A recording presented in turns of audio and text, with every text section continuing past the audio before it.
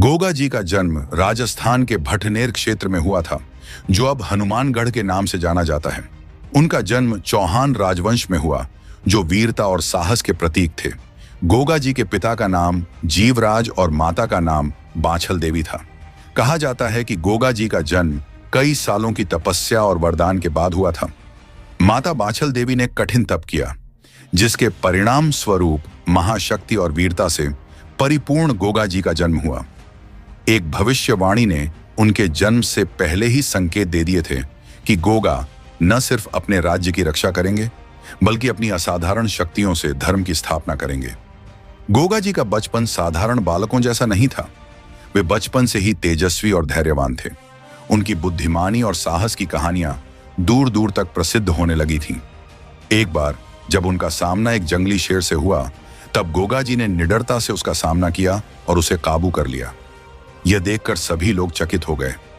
जब गोगा जी थोड़े बड़े हुए तो उन्हें एक महान गुरु के पास भेजा गया, जो न सिर्फ शास्त्रों बल्कि शस्त्रों के भी ज्ञाता थे।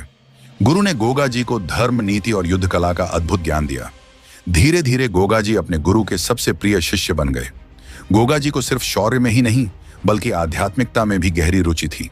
वे अक्सर ध्यान में लीन रहते और गहन साधना किया करते थे। उनकी भक्ति शक्ति इतनी प्रबल थी कि लोगों ने उन्हें जाहिरवीर कहना शुरू कर दिया, जिसका अर्थ है वो योद्धा जो आत्मिक और शारीरिक दोनों स्तरों पर विजयी हो। एक दिन जब गोगा जी अपने ध्यान में लीन थे, तब नाग देवता ने उन्हें दर्शन दिए। नाग देवता ने गोगा जी को अमृतत्व का आशीर्वाद दिया और उनके शौर्य को अविनाशी बना दिया। तभी से गोगा जी को नाग देवता का वरदानी पुत्र माना जाता है। नाग देवता ने कहा, हे वीर गोगा, तुम्हारे भीतर इतनी शक्ति है कि तुम न केवल अपने राज्य की रक्षा करोगे, बल्कि तुम धर्म के रक्षक बनोगे। मेरी कृपा से तुम कभी मृत्यु के डर से नहीं भागोगे, बल्कि मृत्यु भी तुमसे भयभीत होगी। गोगा जी ने इस आशीर्वाद को न केवल अपने जीवन का मार्गदर्शन माना, बल्कि उन्होंने इसे जन कल्याण और धर्म की सेवा में लगा दिया।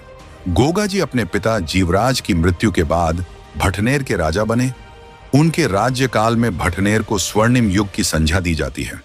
गोगा जी ने अपने राज्य में न्याय, धर्म और सेवा की स्थापना की।